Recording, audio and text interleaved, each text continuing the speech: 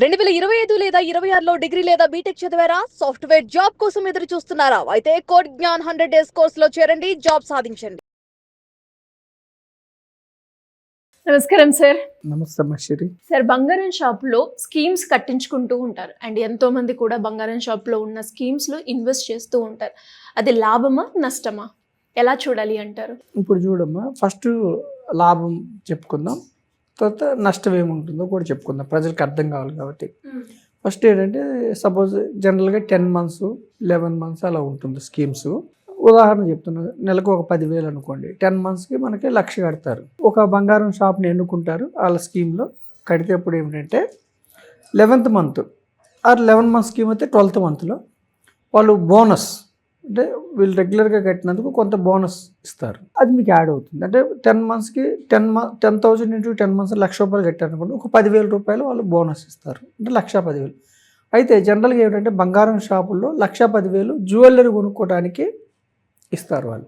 So అంటే ఒకటేసారి పెద్ద మొత్తంలో జ్యువెలరీ కొనుక్కోలేని వ్యక్తులకి, అంటే సామాన్యమైన ప్రజలకి, మధ్యతరగతి ప్రజలకి గోల్డ్ స్కీమ్స్తో జాయిన్ అయ్యి గోల్డ్ అక్యుములేట్ చేసుకోవటం మంచిదే. సరే, నష్టం ఏమిటి అంటే, నష్టం పాయింట్ ఆఫ్ వ్యూ ఏముంటుందంటే, ఆ షాప్లో మాత్రమే కొనాలి. జనరల్గా ఏ షాప్లో అయితే స్కీమ్ పెడతారో వాళ్ళు క్యాష్ ఇవ్వరు. జనరల్గా వాళ్ళ దగ్గరే జ్యువెలరీ కొనుక్కోమంటారు, ఆర్నమెంట్ కొనుక్కోమంటారు, క్యాష్ ఇవ్వరు. అంటే ఆ షాప్కి మీరు స్టిక్ ఆన్ అయి ఉండాలి. అందుకని ప్రజలు ఏం చేయాలంటే, రిపీటెడ్ షాప్స్, ఎంతకాలం నుంచి ఆ షాప్ ఉంది, దాని యొక్క రిపీటెడ్ ఎంతవరకు ఉంది ఏమిటని చూసుకొని కొనాలి. రెండవది ఏమిటంటే అమ్మా, month on month 10,000 10 months 11 months కట్టారనుకోండమ్మా, అప్పటికి గోల్డ్ రేట్ పెరిగింది అనుకోండి, సపోజ్ పెరిగి ఉందనుకోండి, వీళ్ళకి 11 months 12 months తర్వాత ఖచ్చితంగా కొనాలి కదా, కొంచెం నష్టపోయే అవకాశం ఉంటుంది. ఆ యొక్క జ్యువెలరీ దగ్గర స్కీమ్ కాకుండా గోల్డ్ ETF లాగా పెట్టుకున్నారనుకోండి అమ్మా, వాళ్ళు మళ్ళీ తగ్గినప్పుడు కొనుక్కోవచ్చు. ఇక్కడ ఏమిటంటే నెల నెలా కడుతున్నారు, కానీ బంగారం రేటు పెరిగింది అనుకోండి, అయినా కానీ కొనాలి. ఇంకొకటి ఏమిటంటే, మేకింగ్ ఛార్జెస్ ఎంత తీసుకుంటున్నారు ఇది ఆలోచించుకోవాలి. GST ఎంత తీసుకుంటున్నారు ఇది ఆలోచించుకోవాలి.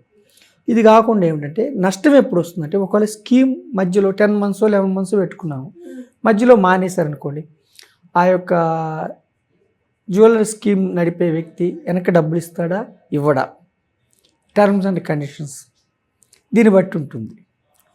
సో మనం ఏమంటున్నామంటే, ఒకవేళ ఆర్నమెంటే కొనుక్కోవటమే మీ ఉద్దేశం అయితే, జ్యువెలరీ కొనుక్కోవటమే మీ ఉద్దేశం అయితే, స్కీమ్స్ ఒకటేసారి డబ్బులు లేని వాళ్ళు స్కీమ్స్లో జాయిన్ అవ్వటం మంచిదే. కానీ షాప్ యొక్క ట్రస్ట్, రెప్యుటేషన్ బట్టి మీరు ఎంతవరకు నమ్మకం అన్న దాన్ని బట్టి మీరు తీసుకోండి. రెండవది ఏమిటంటే, ఒకవేళ మధ్యలో మానేస్తే ఏమిటి టర్మ్స్ అండ్ కండిషన్స్, ఏమి నష్టపోతారు ఏమిటని తెలుసుకొని జాయిన్ అవ్వండి. లేదు మీరు ఆర్నమెంట్ కోసం కాదు, ఇన్వెస్ట్మెంట్ పాయింట్ ఆఫ్ వ్యూలో అయితే గోల్డ్ ETFలను ఉంటాయి. ఇక్కడ ఏమిటి, ఆర్నమెంట్ కొన్నప్పుడు మీకు మేకింగ్ ఛార్జెస్ కొంత పే చేయాల్సి ఉంటుంది, GST పే చేయాల్సి ఉంటుంది. అదే ETFలో అయితే మీకు మేకింగ్ ఛార్జెస్ ఉండవు, GST ఉండవు. అంటే ఇన్వెస్ట్మెంట్ పాయింట్ ఆఫ్ వ్యూలో అయితే గోల్డ్ ETFలకు రావచ్చు. ఇన్వెస్ట్మెంట్ పాయింట్ ఆఫ్ వ్యూలో అయితే 11 months తర్వాత మీకు గోల్డ్ పెరిగితే మీకు లాభం వస్తుంది, ప్రాఫిట్ బుక్ చేస్తుంది. అదే వేరే ఫిజికల్గా మీరు ఆర్నమెంట్ తీసుకున్నైతే 11 months పెరిగి ఉందనుకోండి, మీకు నష్టం, తక్కువ గోల్డ్ వస్తుంది. ఓకేనమ్మా. సో సామాన్యమైన వ్యక్తులు, మన మధ్యతరగతి ప్రజలకి ఏమిటంటే, గోల్డ్ స్కీమ్ మంచిదా అంటే, ఒకటేసారి డబ్బు అక్యుములేషన్ చేయలేని వాళ్ళకి మంచిదే. నెల నెల కొంచెం కొంచెం పెట్టుకుని బంగారం అక్యుములేట్ చేసుకోవచ్చు. కానీ జాగ్రత్తలు ఏమిటంటే, రెప్యుటేషన్ పాయింట్ ఆఫ్ వ్యూలో జాగ్రత్తలు తీసుకోవాలి. అంటే మంచి నమ్మకమైన షాప్, జ్యువెలరీ షాప్. తర్వాత ఒకవేళ మధ్యలో అన్ఫార్చునేట్గా మానేయాల్సి వస్తే ఎంత వస్తుంది ఏమిటి. మూడవది, ఎంత బోనస్ ఇస్తున్నారు, అంటే ఎండ్ ఆఫ్ ది పీరియడ్ మీకు ఎంత బోనస్, ఏ విధంగా ఇస్తున్నారు, GST ఎంత పడుతుంది, మేకింగ్ ఛార్జెస్ ఎంత పడుతుంది, ఇవి తెలుసుకొని చేసుకుంటే మంచిదే. నష్టం ఏమిటి అంటే, ఎప్పుడన్నా కట్టలేని సందర్భంలో ఎక్కువ నష్టపోవాల్సి వస్తే నష్టం. రెండవది ఏమిటంటే, ఎండ్ ఆఫ్ ది స్కీమ్లో గోల్డ్ పెరుగున్నప్పుడు మీకు తక్కువ గోల్డ్ వచ్చే అవకాశం ఉంది, తక్కువ గ్రాములు వచ్చే అవకాశం ఉంది. ఇవి చూసుకొని ముందుకెళ్ళాలి. అయితే ఈ గోల్డ్ స్కీమ్స్ ఎవరికి ఎక్కువ ఉపయోగపడుతుందంటే, క్రమక్రమంగా మీరు డబ్బుని అక్యుములేట్ చేసుకుని ఒక 11 months 12 months తర్వాత గోల్డ్ని, ఫిజికల్ గోల్డ్ని అక్యుములేట్ చేయాలనుకున్న వాళ్ళకి ఉపయోగం. అంటే చిన్న చిన్నగా 10,000 15,000తో కూడా ఒక 10 months ఒక 11 మంత్స్ తర్వాత మీకు 10 గ్రామ్స్ 15,000తో ఒక 10 గ్రామ్స్ ఇప్పుడు 1.53 1,53,000 10 గ్రామ్స్ ఉంది. మీరు 11 మంత్స్ తర్వాత గోల్డ్ రేట్ తగ్గిందనుకో మీకు advantage, you will accumulate more gold. పెరిగితే కొంచెం డిసడ్వాంటేజ్. కాకపోతే ఏమిటంటే స్మాల్ డ్రాప్స్ మేక్ ఓషన్ అన్నట్టుగా కొంచెం కొంచెం మీరు జమ చేసుకుంటే అక్యుములేట్ చేసుకుంటూ వెళ్ళొచ్చు. అసలు గోల్డ్ ఒకటేసారి పెట్టలేని వాళ్ళకి ఈ స్కీమ్ యూస్ఫుల్. కాకపోతే మనం చెప్పేది ఏమిటంటే అమ్మా, రెప్యూటెడ్ గోల్డ్ జ్యువెలరీ షాప్ ద్వారా మీరు స్కీమ్స్ తీసుకోండి. బోనస్ ఎంత వస్తుందో చూసుకోండి, తర్వాత మేకింగ్ ఛార్జెస్ ఎంతనో చూసుకోండి. మధ్యలో ఒకవేళ అన్ఫార్చునేట్గా మధ్యలో మానేస్తే టర్మ్స్ అండ్ కండిషన్స్ తెలుసుకోండి.